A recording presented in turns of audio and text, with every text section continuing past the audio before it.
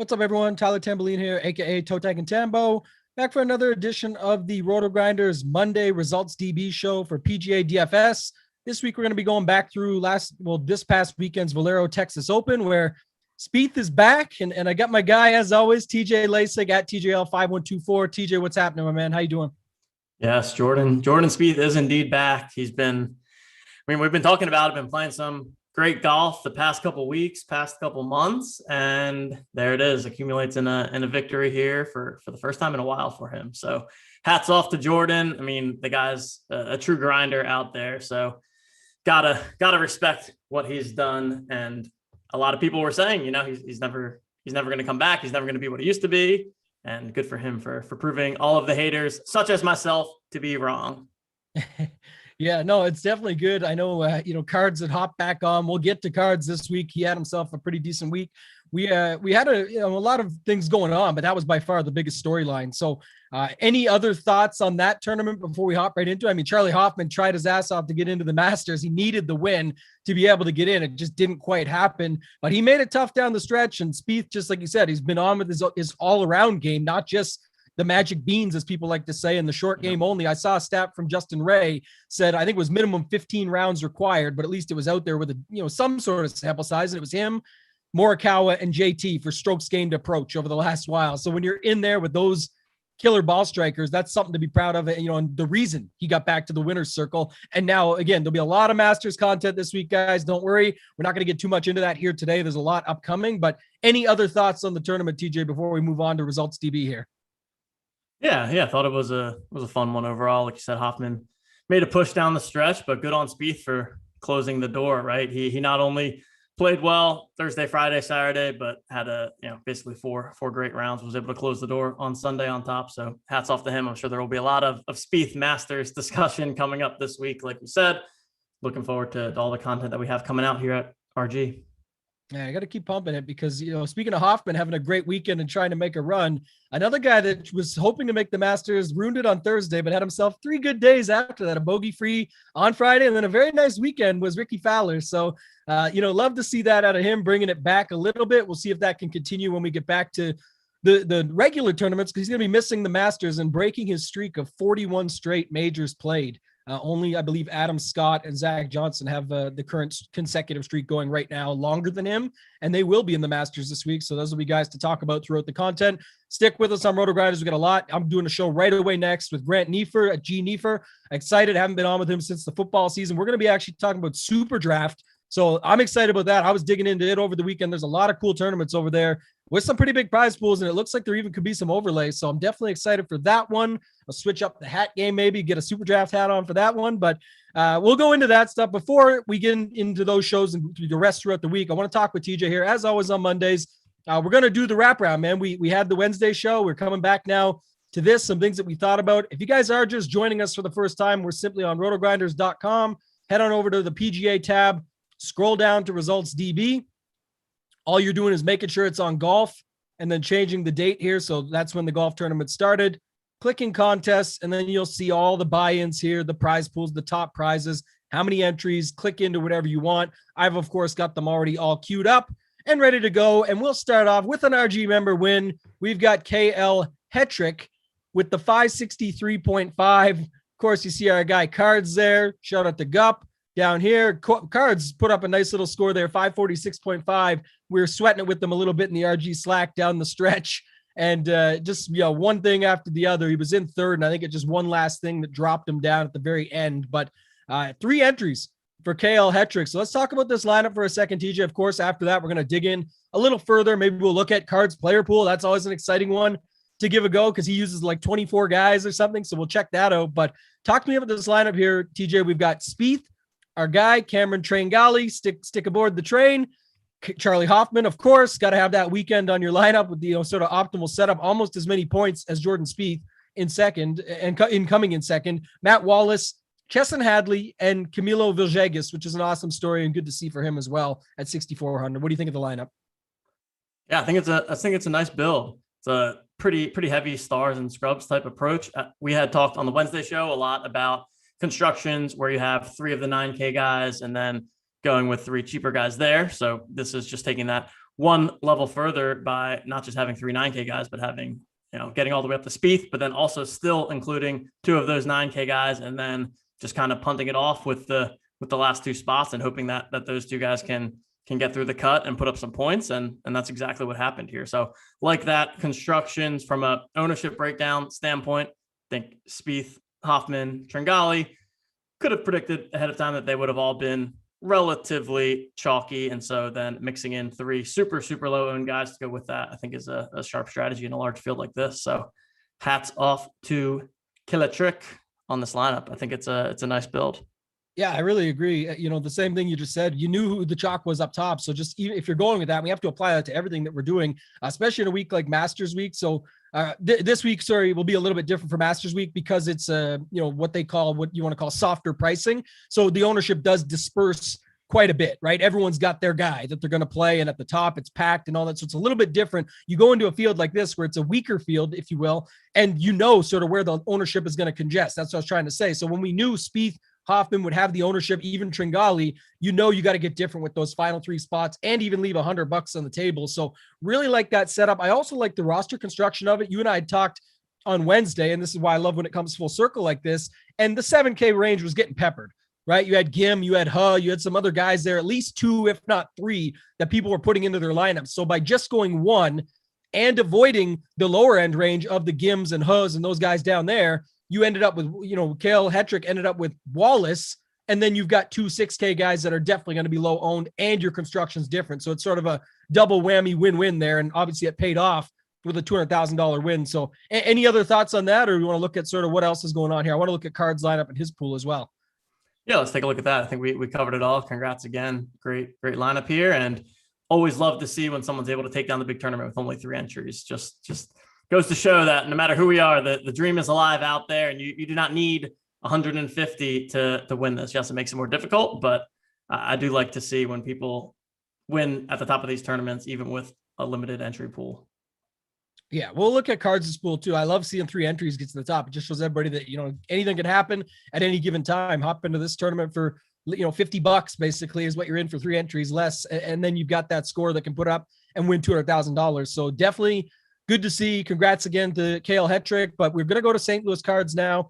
Check his lineup out. We've got Spieth, Hoffman. We're going to see a lot of the same guys, of course, Kirk, Glover, Neesmith, and Seifert. And this is a nice looking lineup as well. But again, use the 3 7K guys, skipped Gim and completely. So, Higgs was another one that was going to be popular down there that we talked about. So definitely like this build. If you were going to go this sort of construction, leaving out the most popular guys there when you've already got the chalk at the top just makes a lot of sense. And of course, if you put any type of constraint in Lineup HQ, which is the Wednesday show that I do, that TJ happened to be the special guest on with me this week. And this week I got Noto on with me for the Masters. So definitely excited about that show. You won't want to miss it. But this one was sort of the, natural constraint of if you set any type of max constraint on your overall ownership percentage for your total lineup, then that wouldn't allow for those guys anyway. If he set it up around 70 or something like that, it would have been very tough to see them fall into the lineup. So I definitely don't hate this.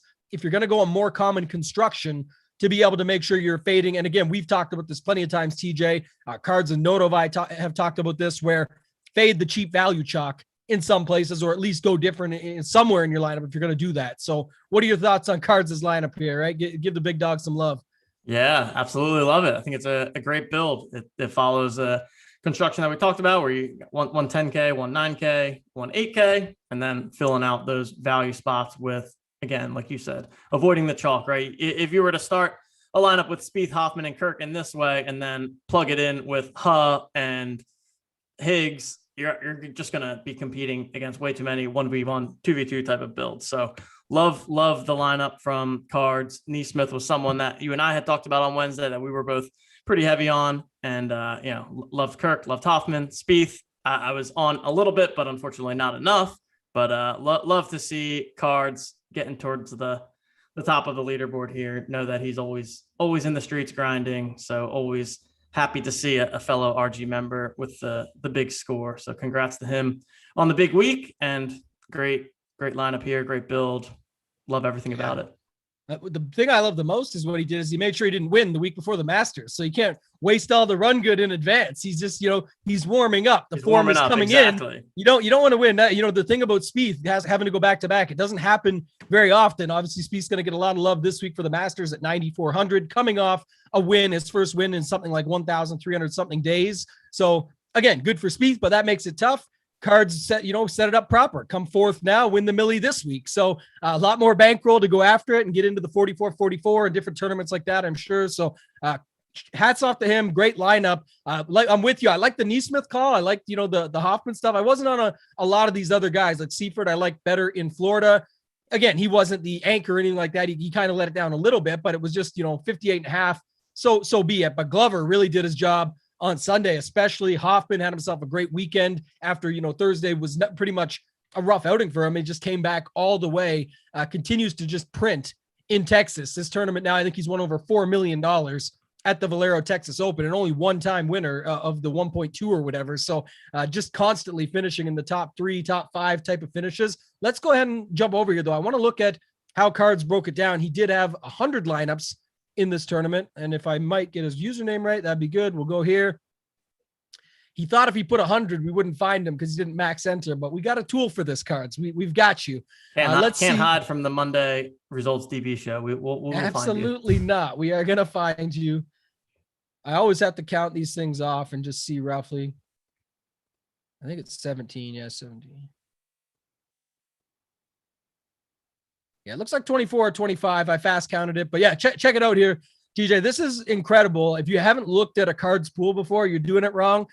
To me, it's just the best way that he does it. He basically, for those of you who don't know, a high accounting background, obviously he's doing his thing, but he basically works it out so that he can figure out how many guys above the median threshold and how many guys below the median threshold. And if he gets enough of both, he can really counteract it quite nicely, where he gets leverage on absolutely everyone. You'll notice it's all green across the board. Even the ones that are close, he definitely still has some slight leverage on them there, right? 28 over 23, 25 over 23, 24 over 22 and a half, call it 23. So he does that. But then it's kind of like how we talk about it, where if a guy like Bhatia, Gordon, or Sig get there, everyone can say, I had a couple of those lineups out of 100, but yeah, I didn't have the right combos. He's going to have enough combos. He's got 18 lineups out of the 100 that have Grayson Sig. He's got 19 lineups that have Bhatia and Gordon. So I really love how he does it. But give me your thoughts on it. Maybe it's your first time looking at it here. It looks like pretty nice pool overall, but very small, and it still does the trick. So what are your thoughts on this?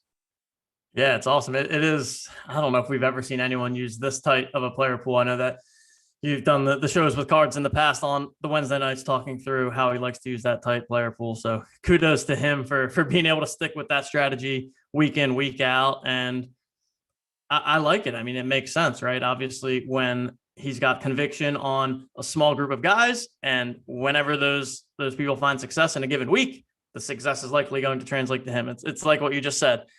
He's not going in there and having 5 lineups with one guy. He's having at least, it seems like, 15, 20, 30 lineups with each individual player. So love that. And there's got to be a lot of work that goes into it behind the scenes, just in terms of making sure that he has the right combination of salaries within such a tight player pool, just so that things work out from a build perspective. So definitely not an easy thing to do. And I would say a very advanced way of approaching this, which obviously Cards has been in the industry for quite some time and is an advanced DFS player, but I find it to be very impressive and love what he did here. Love getting leverage on every single player that you select. So, it's basically drawing your line in the sand and saying, these are the guys that I like. Anyone that I don't like, I'm not even going to have 5% of them. I'm going to have none of them, and roll the dice each week.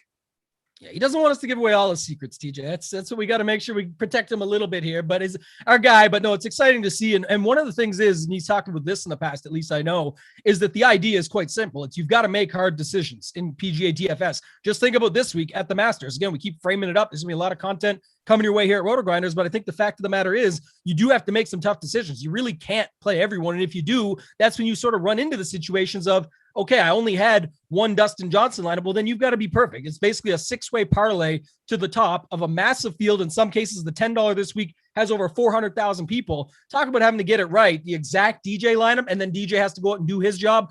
plus 5 other guys have to that make it work, that come in, and you're going to have some salary constraints and things that you got to get after. So a lot that goes into this game. And the idea is quite simple here is, have some conviction, get it set up accordingly, make sure you've got leverage, some of the common themes that we always talk about, and then give yourself a chance to take the whole thing down.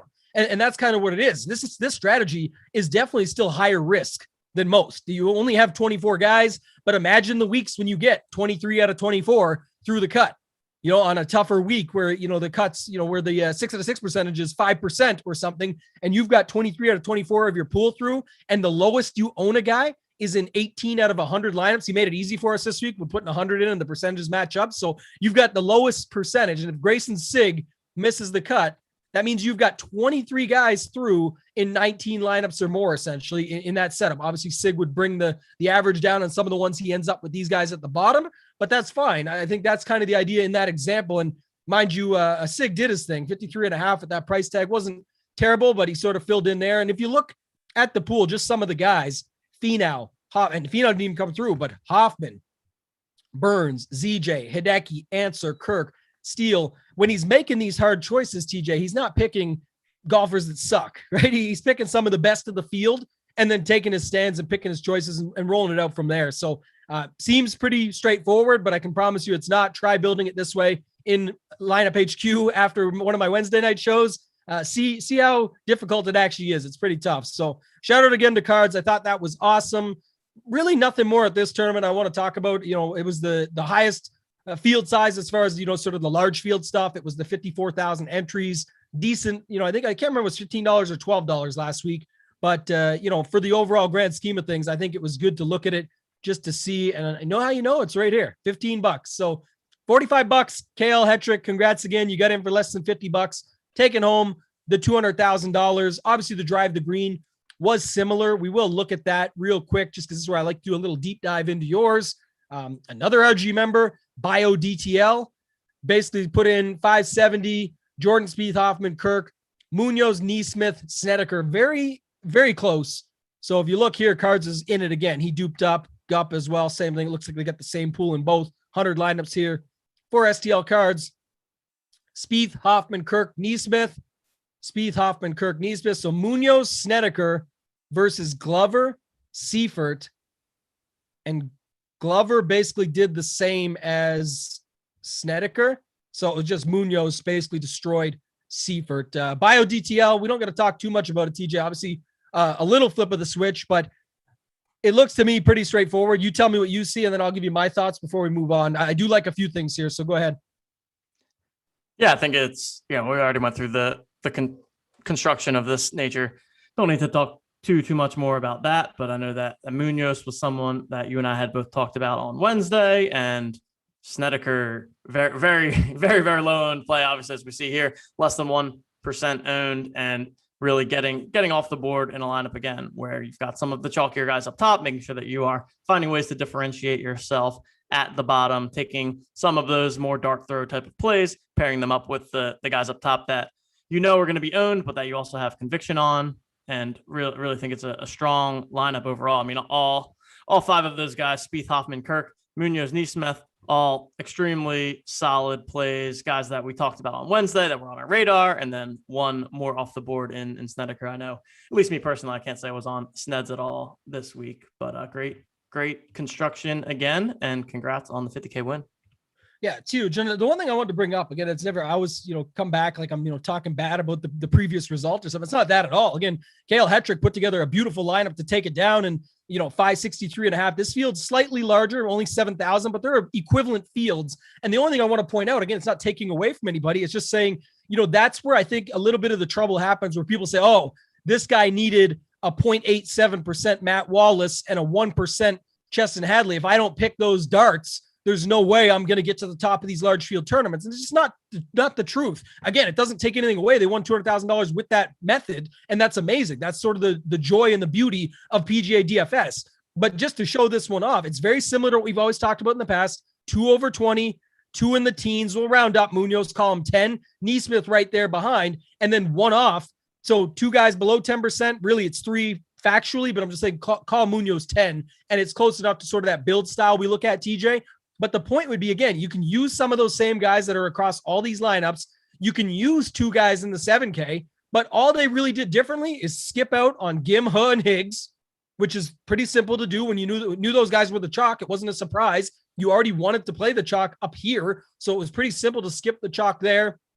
These guys have immense upside, especially when they make the cut, which when you're building a lineup, you're hoping it's a 6 out of 6, so you wouldn't be submitting on it, hopefully, and chucking money behind it. So there's that. And then you took one guy at the bottom who's a class all-time player. Again, the form wasn't the best, but it's a one-off in Brandt Snedeker. The rest of the guys were almost all 10% or higher, but you leave $200 on the table, you take a one-off, you avoid the value chalk. It really is just to show there's more than one way to skin a cat. And in the sense of, you don't always have to go looking for this diamond in the rough. I'm good with playing some of those lineups. You and I joked on Wednesday. I said, I love the Sam Bennett narrative.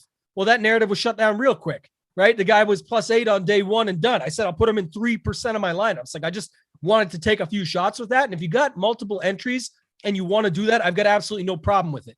But what I'm saying is you don't always need to look for that to try and make yourself and get your way to the top. Look at Cards lineup. We already talked about it's the same one, but avoided the value chalk, didn't even go to the 6K range, and just played guys that others weren't playing down here, 3, 4, and 8%, and then ran with the chalk at the top, put it together even with a full 50K, and he was one rough Chase Seifert day away from maybe taking this thing down. So it's just one thing extra to point out. Any further thoughts on that, or we want to look at your pool? I guess we'll check that out while you maybe give me some final thoughts on just the overall constructions and ways to take these things down.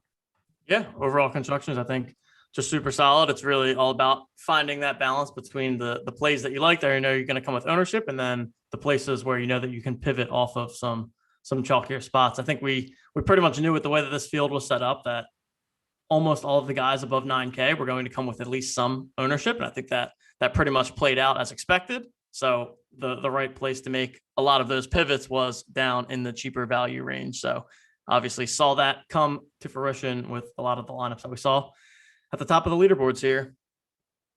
Yeah, I thought your pool here was good too. Those are great points. Kind of echoing some of the same sentiment that I had. So we're definitely on the same page there. It's just, again, it's not to take away. It's always just to try and show the reasoning and what you can do and just different ways to get to the top. And that's what we talk about on the Wednesday show, right? We're trying to look at, okay, if everyone was doing Gim and Huh, and we talked about Higgs and Huh being together and that sort of thing, and just me separating them via the groups, just little things like that. It didn't end up working out. Huh only put up 58.5 himself.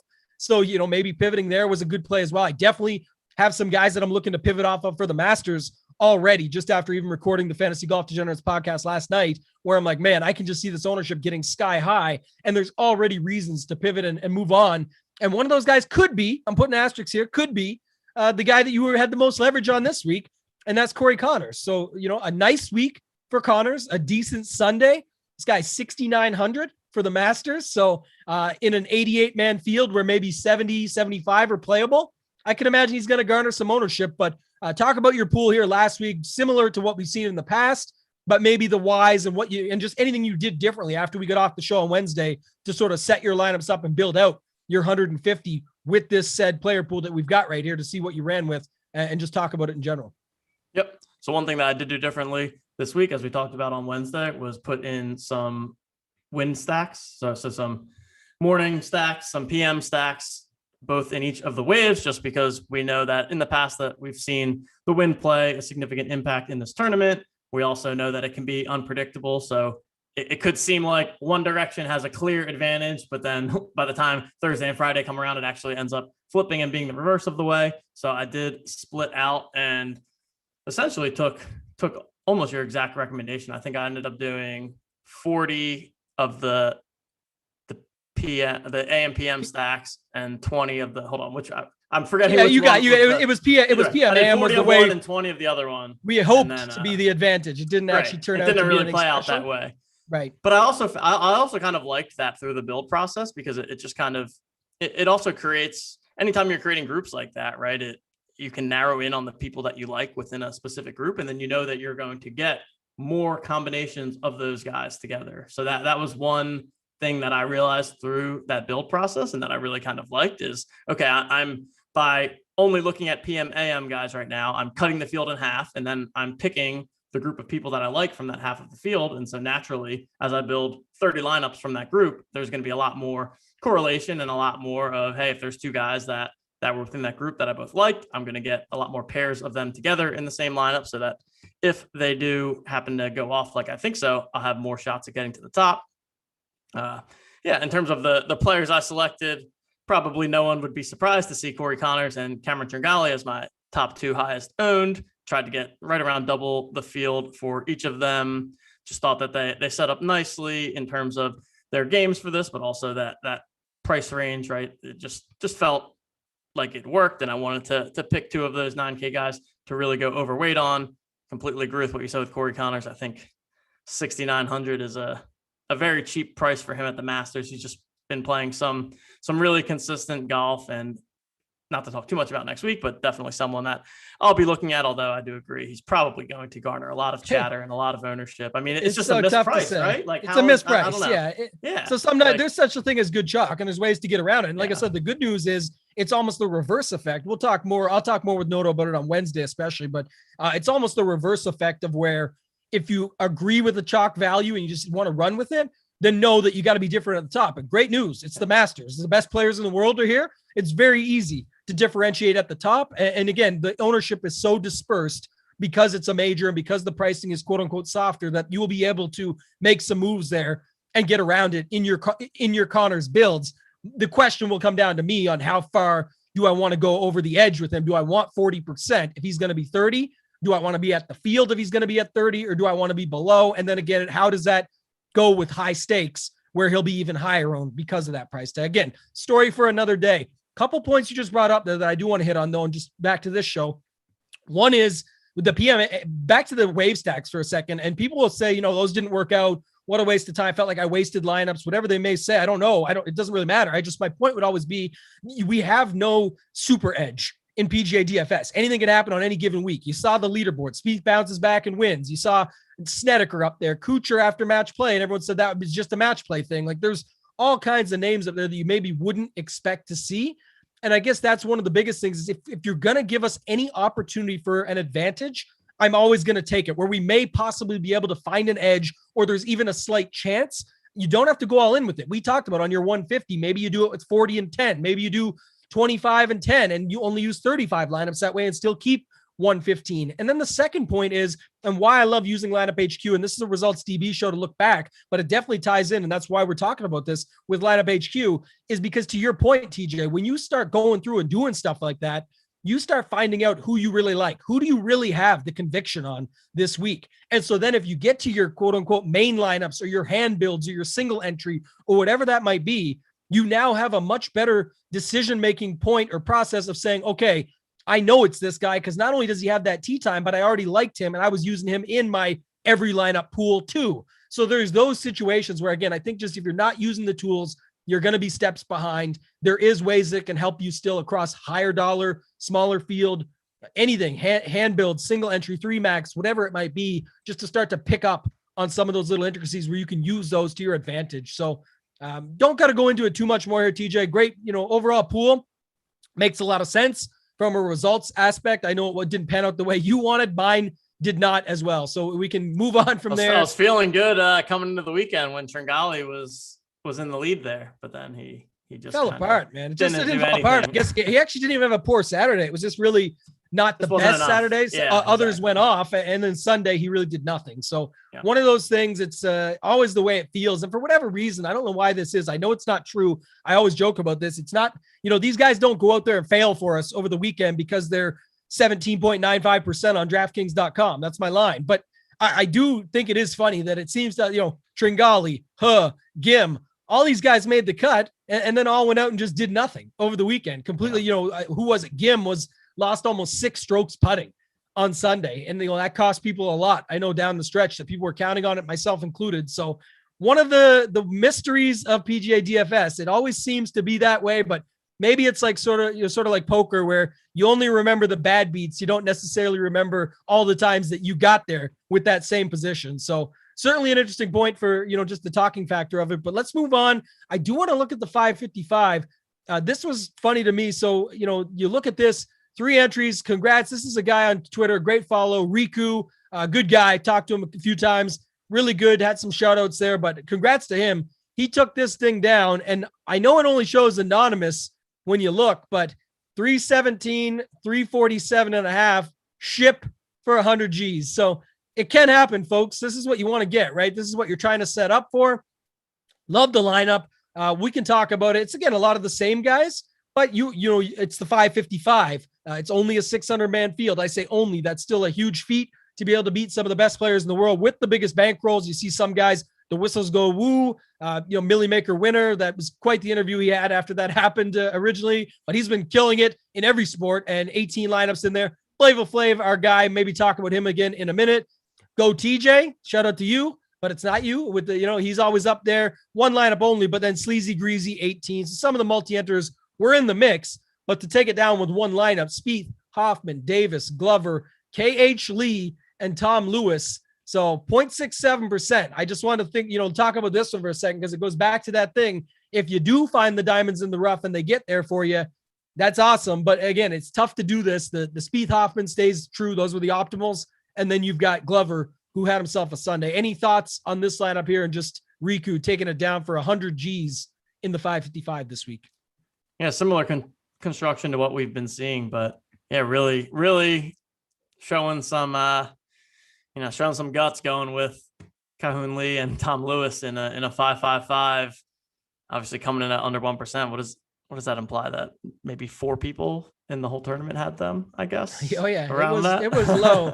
And if you look at his other lineups, not to cut you off real quick. So Brandon Grace, Moore, Wise, Vegas, not saying they're bad. Just you look at taking chances. This is more what I'm saying. Enrique's my guy. I'm super pumped for this. He also won like more 44-44 tickets for this week. He won, I believe, is at least second, if not more, for the Fantasy Golf World Championship, which is going to be huge this year. I'm certainly trying to get into that myself. Not going too crazy with these Qs these days, because it can be a real bankroll buster, but you look at what he's doing here and just taking some chances, right? This was sort of his safety lineup, and this is why I wanted to bring this up, TJ, was you go back to it here and you got Answer, Tringali, Burns, all 20%, Varner, 20%, 19, Gim, 25. And where does that get you? And it does, again, it's not because they were this percentage that it happens. It just goes to show, though, the sort of the safety plays didn't quite do the trick. And you go to this lineup and it's like 4.6, 0.67, 0.67.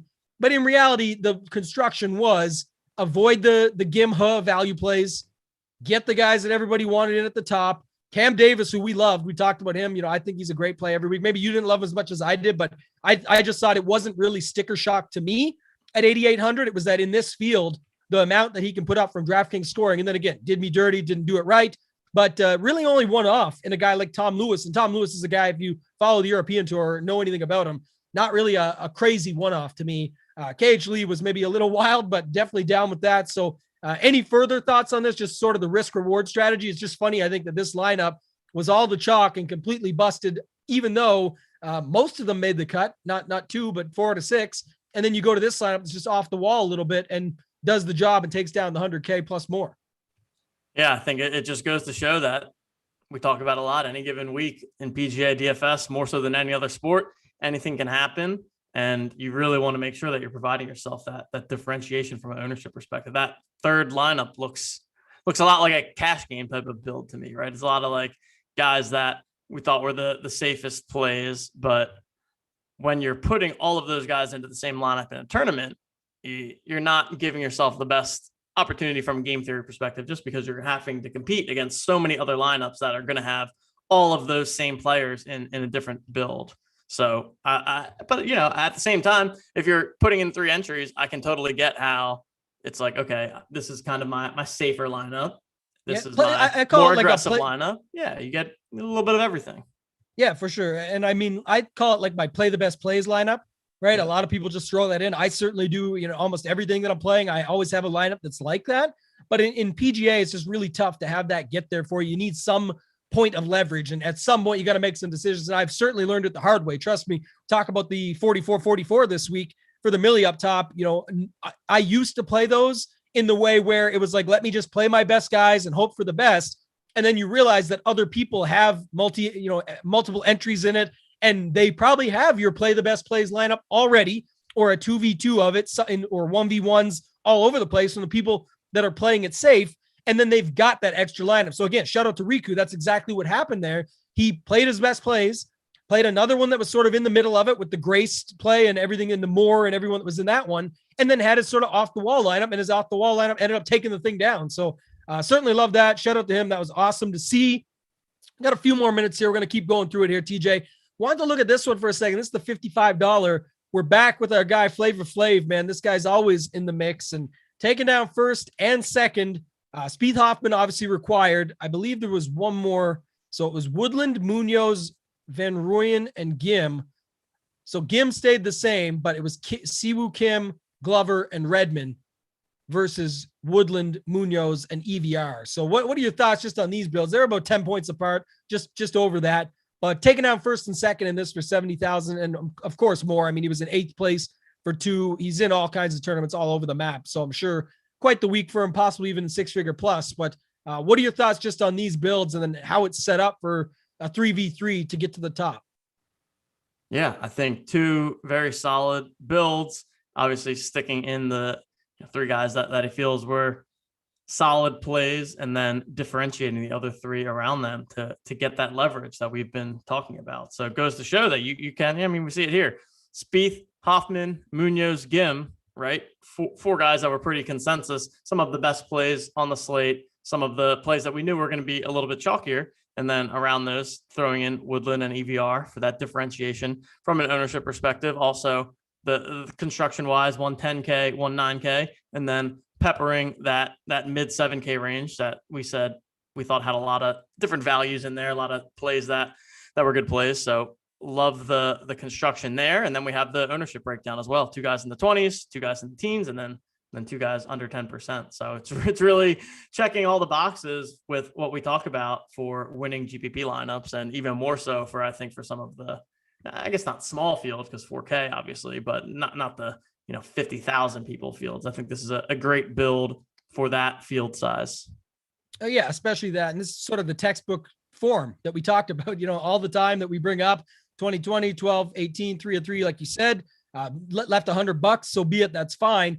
Goes with just 1, and that's okay. We liked Gim. Gim was a great play this week. I know you were high, on Huh and Gim a little bit, and I definitely had Gim in my conviction plays. I liked him quite a bit, but this was the thing, right? If you're going to do that, avoid Higgs and Huh, and then also if you want to pepper in multiple 7K guys, do it with the guys that are pretty much going completely overlooked, or realistically, 9 out of 10 lineups don't have Munoz. Woodland 3%, EVR 3%. And then if you flip it over, I just want to see if there's any common themes here in the other 3. This was the thing though. Oh, this is perfect. Actually, I didn't even look at this beforehand to see it, but I see it now. We talked about this on Wednesday. We've talked about this on past Monday shows. Look what he did here. So no 8K, no 6K, 4 7K. Yep. Take out your 4 7K, pop one of them up to an 8K, pop one of them down to a 6K.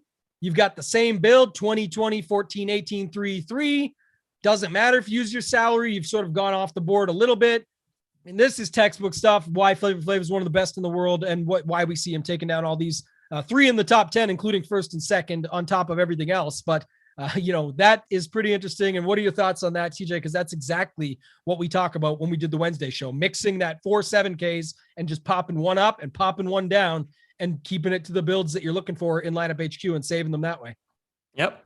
And it's taking that core of guys that we like, guys that we know are good plays, and then just mixing and matching as they see fit. So, and this has the same exact construction too, ownership wise, right? The 2020 2 teams, and then 2 of the lower owned guys. So pretty much a textbook approach to this, not just from the individual lineup that we're looking at, but from the overall construction that Flavor Flav is clearly using as they think about their pool and how they're building a lot of these lineups.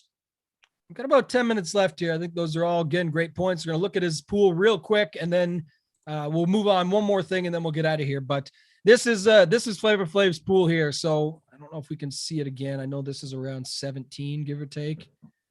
So I call it 30. He's utilizing, just under 50 guys, call it. So what do you think about the setup here, and then sort of how it all came together? Because there still was, Varner, Charles Howell, Ryan Moore. Like, again, you can get away with some mistakes, right? So any thoughts just on what you see here? Obviously a lot of leverage as always, but what are your other thoughts here? Yeah, you don't have to be completely perfect, right? And hit on every single one of the players that you're overweight on. You just have to give yourself enough chances so that you hit that optimal build, that optimal construction with one of your lineups or two of your lineups. And in this case, and yeah, a lot of leverage, something that we always see, not going crazy overweight on any one person, not seeing anyone over 35%, but making sure that for the most part, there's some leverage on some of the best plays that they like, and also just solid names that we're seeing overall. And yeah, you can also see some spots where he chose to go underweight on some of the chalkier plays without completely fading them, which there you go. Still getting to the top, even though he's underweight on Spieth. So just goes to show that you don't need to be perfect in every single lineup and in every single player that you're picking, but give yourself enough of these chances over a long enough sample, and hopefully one of the weeks, all the things stack in your favor and you find yourself at the top. Yeah, and it's a little bit different. Just you'll refer it back and keep it on board here with what we're talking about on the show with cards stuff earlier. You know, he's not even really making the hard choices of I got to completely fade a guy. He's just going underweight on this. You know, he took an underweight stance on the eventual winner, but it's because he was overweight on the guy putting up 84 who looked like he was going to win this thing, and the guy that almost did win this thing. So it's, you know, you are still taking stands and making choices, but it just go like everyone thinks you just have to fade. Oh, chalk, got to fade this guy, that guy, the other guy. He literally played almost 14% on a max entry 123 of every single guy, 15% to the top. So again, back to my thought of you don't just have to fade all these people because they're chalk, right? That's sort of the thing there. I want to go see one more quick thing. I know we're on a time constraint today, but I'm going to pull up his pool of winners here. I'm sure he's got plenty. I'm 12th as well, but I'm going to just look, and I don't think we're going to see it, but I'm going to look for Gim and Huh together real quick. Gim, no Huh. Even Higgs, I'll consider, but I don't even think he had Higgs, but Gim, no Huh. And I'm only doing this because this was sort of the two guys we knew, right? TJ, we said like these guys will be common. They'll be together. There's Hub with Glover, Taylor. So again, can't say for sure if a rule was set up to you know, when we're dissecting this, that's what we're sort of, so there's one. There there was likely no rule because it happened, but again, maybe there was, maybe he's building in sets and maybe he just said, okay, now I'm going to build 10 lineups. I'll let it happen just in case. But if you go and look at this build, Charles Schwartzel, you know, using those two value plays, Charles Schwartzel at 1.55 and then Scheffler lower owned than a Spieth, you know, sort of a little bit unique in a sense, but again, a lot of chalk, a one-off, it can still work. It definitely looks like it fit within sort of overall lineup constraints of like a 90% or less, but yeah, not too common and didn't fare too well, mind you. So just wanted to see if he had any of those lineups, and if he did, how he went about building it or how they went about building it accordingly. And again, you don't see a lot of them, and probably for good reason. You know, they're doing just fine after taking this thing down. Got about 5 minutes left here, TJ. I want to just move over quick. I want to look at the $200 single entry for one reason, because RJ Rat 84, again, nothing taken away from Dwayne Wade. Nice. I like that setup for a username, Dwayne Wade. And then Kay Huffman, another RG member. Awesome job to these guys taking down first and second. But RG Rat 84, another RG member that we've been watching in the multi-entry stuff over the last couple of weeks, right? We've been seeing them pop up everywhere, you know, in the multi-entry stuff, getting towards the top. And now they've got to pick one. I know they entered a bunch of lineups. I could go back and show I don't need to. They didn't completely crush it over there this week and win. I know they have in the past, but you look at this lineup, just thinking about it from an MME perspective, since you've been doing it a lot lately, I do constantly every week. I'm much more of an MME player than I am a single entry or 3-max type of guy. What are your thoughts here on this single entry based on the fact that it's still a decently large field at 834 people? And then, you know, that they're used to putting in 150, if not more lineups. So how they went about it, just your thoughts on the overall build, and got them to third. $10,000 is still a pretty nice week in this tournament for $200 buy-in. Yeah, definitely an interesting build considering the most expensive person is at the 9,300, right? And then still using someone down at 6,100. So my thought would be that this is a very unique build because for all of the lineups out there that are using someone that's as low as 6,100, they probably had a Spieth or a Finau in it to use that money to pay up all the way at the top. Instead, they're able to get 4 guys at 8,700 and above that they had conviction on, and then use that one spot to punt off, fill it out with Matt Wallace. Obviously, 2 guys that are on the lower own size to go with some of the chalkier plays. So I like it from that perspective, and definitely, a little bit of a focus on some of the ball strikers here with Siwoo and Lanto, and interesting construction. It's like a super balanced build with then one full punt on the 6th spot. So I think definitely a unique construction and not one that we see super often. Yeah, I really love the construction, and we liked a lot of these guys. We talked about Vincent Whaley, even I was on him last week, and the ball striking had been good coming in, 3 great events, sneaky. I loved them as sort of my sleeper of the week.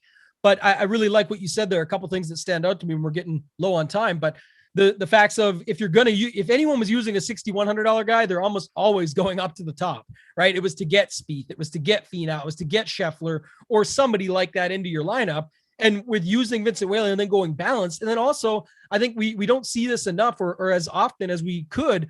Again, Tringali didn't do his job completely over the weekend. It was a bit of a letdown, but Hoffman was right there in the mix. So both Tringali and Hoffman could have won this thing. Matt Wallace could have won this thing. And then you still had great golfers in Siwoo Kim and Lanto Griffin for talent levels that are right there in the mix. You're punting, but then you're still going away from the 7K, lower end value chalk.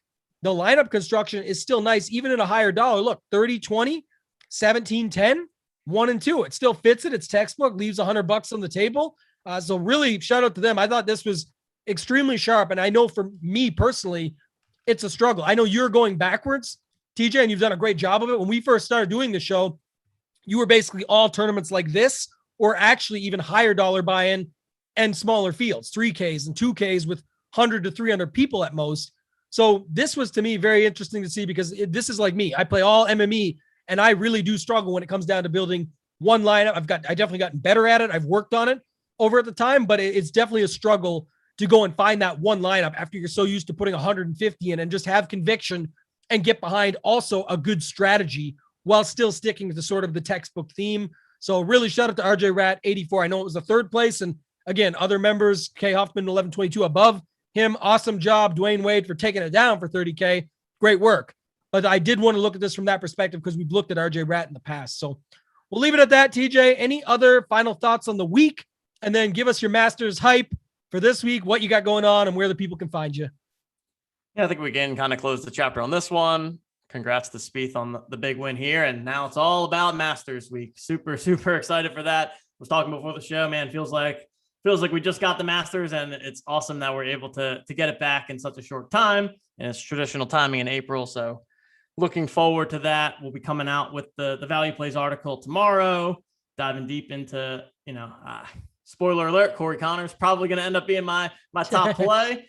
And looking forward to a lot of nice tournaments out there. So going to be a tough one to try and select which tournaments I want to play in, because there's tons and tons of options, as there always is with a big tournament like the Masters. And everyone can go ahead and find me on Twitter at TJL5124DFS. And we got the true kickoff to major season here with the Masters of 2021. Yeah, I'm going to take us out of here. I'm going to put you on the spot for 2 quick questions, though, before we go. Right. With the Masters hype, 1, Jordan Spieth. What do you think? If we're talking overweight, underweight, field, let's say you're MMEing, you don't got to commit to this. It's not, I'm not putting you on the spot too much, but obviously you guys can follow along. You'll have expert survey out where you make some of these conviction calls. But what's your thoughts on Spieth this week? What do you think you're going to do with him at 9,400 with a likely 30% ownership, let's say, in the $10, give or take? Yeah, it's super tempting just with how well he's playing. Probably going to find myself slightly underweight. I don't think I'm going to full fade it just because such a hot hand right now. I can't stomach 0% Spieth, but if he's coming in around that 30%, maybe look to get half the field, 15% or so. That's probably where I'm at right now with Spieth. I certainly don't hate it. I mean, 20%, you're still coming in 10% under, but if you got 150 lineups, you've got 30 lineups when someone who's 20 maxing it because they only can put in 20 or $200 in, let's say, the $10, you still have more Spieth lineups than them and still have 120 without them that you can use to vault your way to the top. Second question, because I'm getting us out of here. Who do you got winning the Masters this week? Who do you think wins it? DFS aside, obviously it would make sense to put them into your lineup if you think they're the winner. They're the winner, but who do you got to take this thing down? I'm going to go with Mr. Jon Rahm as the winner of the 2021 Masters. He's my guy right now. Always super bullish on Rahm, and it's only a matter of time before he gets himself a green jacket, and I'm gonna go ahead with Rahm as my winner this year.